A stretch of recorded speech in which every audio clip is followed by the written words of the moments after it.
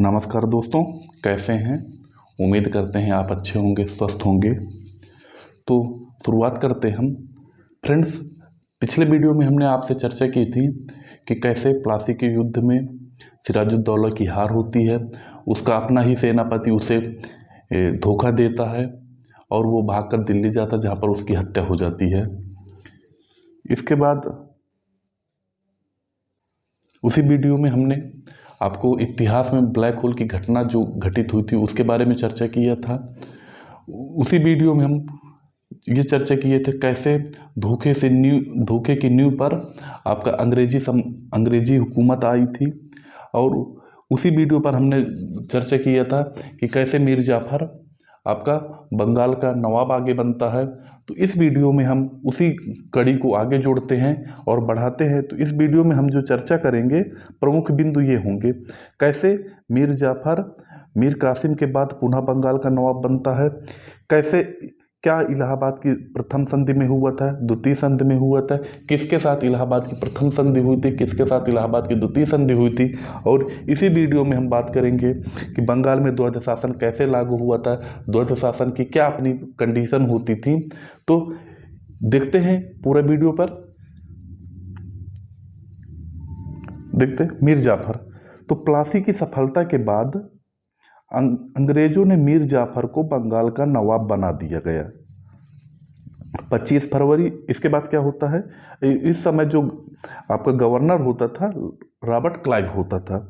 तो Robert Clive 1760 ईस्वी में इंग्लैंड वापस चला जाता है।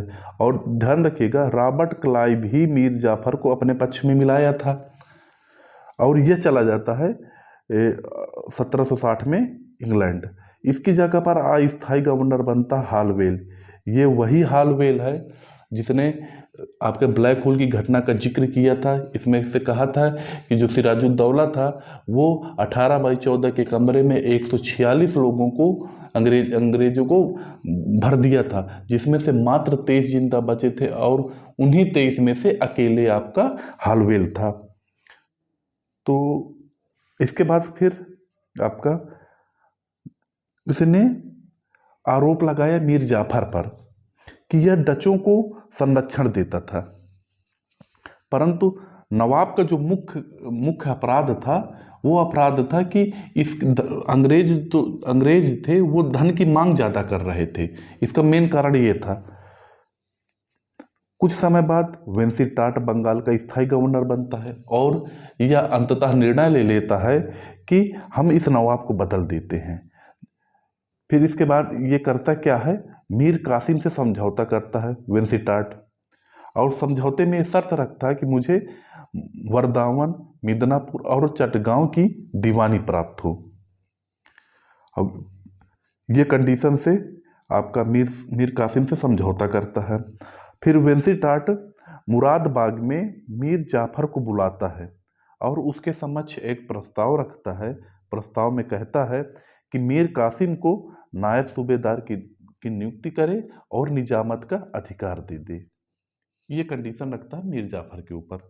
अब मीर जाफर करते क्या है, वो गद्दी ही छोड़ देता है और 15,000 रुपये मासिक पेंशन का भुक्तभोगी बन जाता है और कलकत्ता में रहने लगता है। अब वेंसीटाट चाहता था कौन बने, मीर कासिम बन जाए। अब तो बंगाल का अगला जो नवाब होगा मीर कासिम होगा। तो फ्रेंड्स, एक बार और ध्यान दे लेते हैं। सिराजुद्दौला के समय प्लासी का युद्ध हुआ था। सिराजुद्दौला को धोखा दिया था आपका मीर जाफर ने, और मीर जाफर रॉबर्ट क्लाइव लाए थे। रॉबर्ट क्लाइव जैसे ही चला गया तो मीर जाफर से धीरे धीरे अंग्रेज दूरियां करने लगे, उनके बीच मतभेद होने लगे विभिन्न कारणों को लेकर। तो अंततः हुआ क्या कि आपका वेंसीटाट आया। वेंसीटाट ने कहा कि अब मीर जाफर को हटा देते हैं, मीर जाफर की जगह आ जाते हैं मीर कासिम को, और मीर कासिम से समझौता करता है। तो अगला जो बंगाल का नवाब होगा वो होगा मीर। देखिए, मीर कासिम अलीवर्दी खां के बाद बंगाल का दूसरा सबसे योग्य नवाब था। इसकी देखते हैं ये क्या क्या करता है। पहला इसका जो मुख्य कार्य किया था, उसने अपनी राजधानी को परिवर्तित कर दिया। मुर्शिदाबाद थी पहले, उसे मुंगेर स्थानांतरित किया। इसके कारण थे अपने। पहला जो कारण था कि मुर्शिदाबाद में संयंत्र का बहुत माहौल होता था, जिसके कारण ये उससे दूर रहना चाहता था। और दूसरा जो कारण था, ये कलकत्ता से दूर होने के कारण, जो दूसरा था कलकत्ता से दूर हो जाएगा, जिसमें से अंग्रेजों का जो हस्तक्षेप होगा वो न्यूनतम होगा। पहला कारण था कि जो आपका मुर्शिदाबाद में बहुत षड्यंत्र होते थे, उससे षड्यंत्रों से अपने आप को दूर कर लिया। दूसरा, आपका कलकत्ता से दूर हो जाएगा तो जाहिर सी बात है अंग्रेजों का जो प्रभाव होगा थोड़ा सा कम हो जाएगा। यही दो कारण थे जो अपनी राजधानी को परिवर्तित करता था। इसने बंगाल की आर्थिक दशा को सुधारने का भी प्रयास किया। आगे देखते हैं उसमें से क्या प्रमुख योगदान थे। मुंगेर में तोपों और बंदूकों की बनाने की व्यवस्था की। दूसरा, उसने सेना के आधुनिकीकरण के लिए जर्मनी के एक अधिकारी था जिसे वाल्टर रिनहार्ड कहा जाता, जिसे समरू के नाम से भी जाना जाता था, वाल्टर रिनहार्ड को समरू के नाम से भी जाना जाता, की नियुक्ति की। मेन जो काम था ये पॉइंट याद रखिएगा, किया क्या था, पहले दस्तक देते थे, अंग्रेजों को दस्तक देते थे। अंग्रेज करते क्या थे, उस दस्तक यानी परमिट को दिखा करके अपना करमुक्त व्यापार करते थे। उनके लिए तो दिया गया था नवाब के द्वारा, एक फरमान जारी किया था 1717 में फर्रुखसियत ने, वही परमिट अभी भी चलता आ रहा है। तो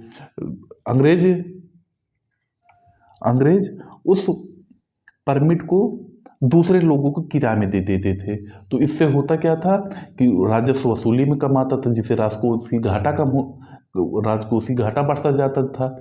तो इसने किया क्या कि अंग्रेजों द्वारा दस्तक के दुरुपयोग को रोकने के लिए 1763 ईस्वी में समस्त आंतरिक व्यापार को कर मुक्त कर दिया।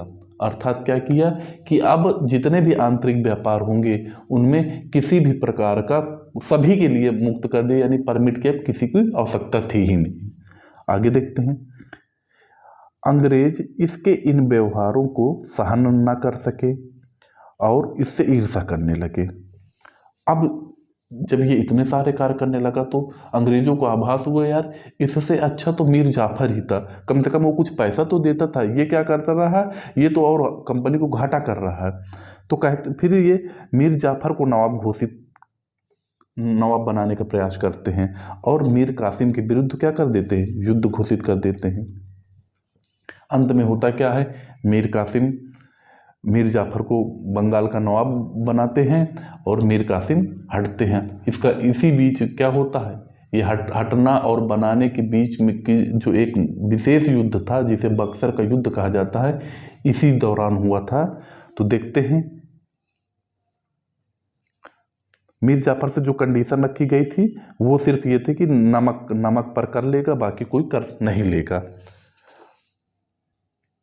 अब देखिए बक्सर का युद्ध।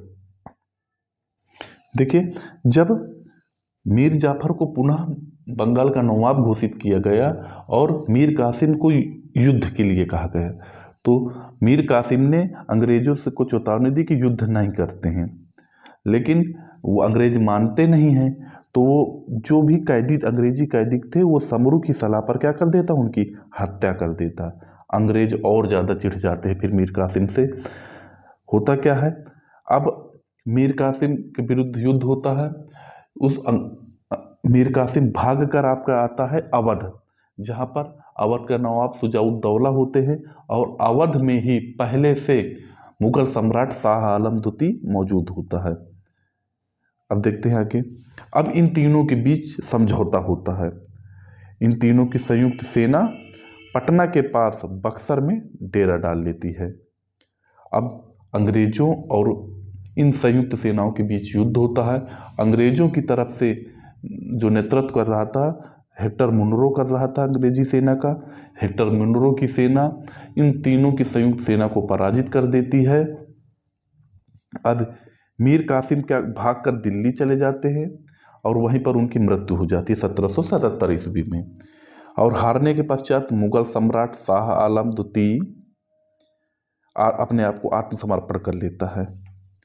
अब देखिए जो प्लासी का युद्ध था वो तो षड्यंत्र था, क्योंकि उस नवाब का सेनापति ही उसको धोखा दिया था। लेकिन जो बक्सर का युद्ध था ये खुली चुनौती थी, जिसमें से आपके अवध के नवाब पराजित हुए, मुगल सम्राट पराजित हुआ और जो मीर कासिम था वो तीनों पराजित हुए। तो ये ये जो तीनों पराजित होने का कारण क्या था? अंग्रेजों की सेना अनुशासित थी, आधुनिक फौज थी। अब देखिए, अब बक्सर के युद्ध में भारत में वास्तविक रूप से ब्रिटिश प्रभुसत्ता स्थापित हो गई, क्योंकि भाई जीत के लड़े थे।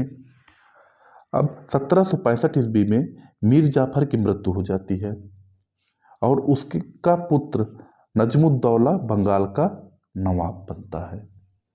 अब आगे देखते हैं, नजमुद्दौला क्या है?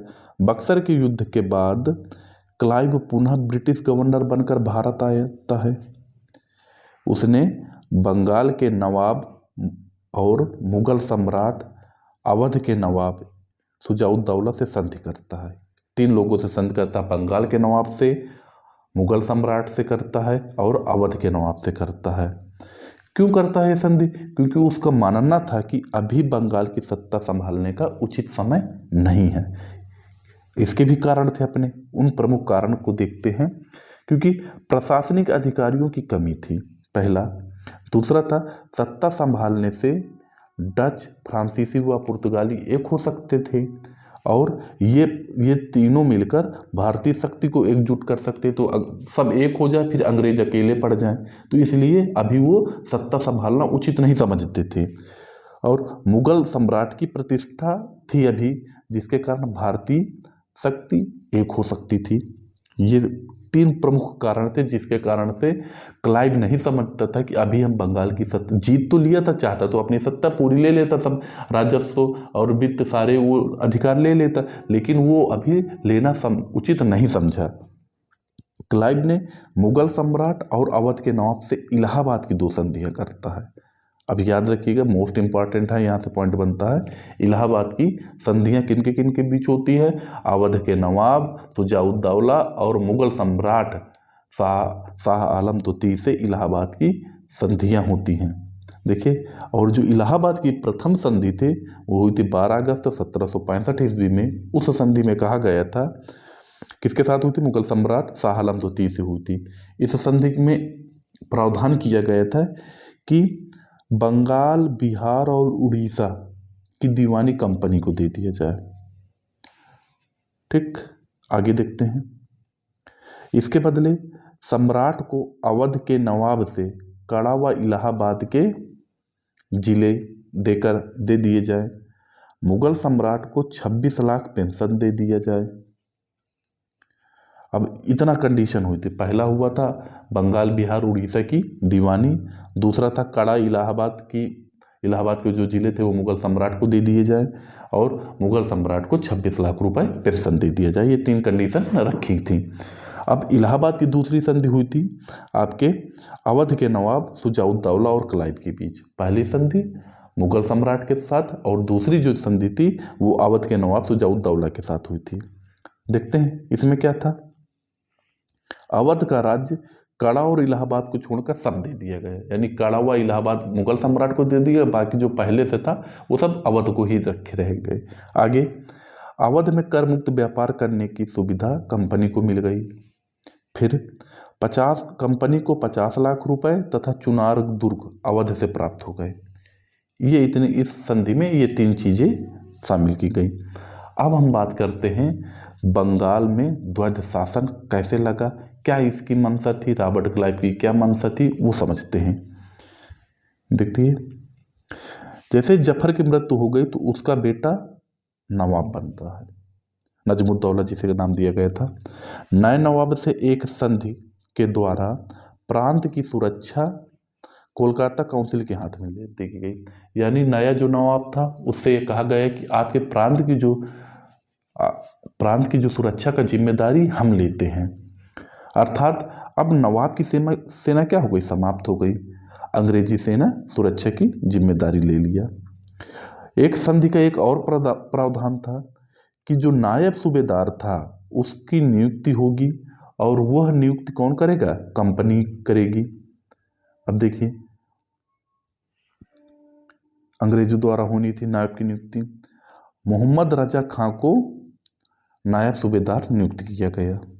संधि के अनुसार एक प्रावधान और था, वो प्रावधान था सेना बाहरी संबंध, वित्तीय व्यवस्था का पर कंपनी का नियंत्रण होगा। यानी राज्य की सेना पर, राज्य किनसे मतलब रखेगा किनसे मतलब नहीं रखेगा उस पर, और वित्त धन संबंधी जितनी भी व्यवस्थाएं होंगी उस पर, इन सभी पर कंपनी का अधिकार होगा। इस प्रकार कह सकते हैं मेन तो यही होता है किससे हमसे मतलब रखना वो छिन जाए, हमको हमारी सुरक्षा के लिए कौन रहे वो छिन जाए, और धन कहाँ से हमको मिलना वो सारे सोर्सेस छिन जाएं, तो क्या होता धीरे धीरे बंगाल का नवाब स्वतंत्रता समाप्त हो जाती है कि नहीं। आगे देखते हैं। नवाब को 53 लाख रुपए वार्षिक दिए जाने का प्रावधान किया गया। अब देखिए कंपनी 53 नवाब को, बंगाल के नवाब को 26 मुगल सम्राट को देकर पूरे भू राजस्व पर अपना अधिकार कर लेती है। क्लाइव ने दोहरी व्यवस्था के अंतर्गत प्रशासन, राजस्व वसूली तथा दीवानी अपने पास रखे।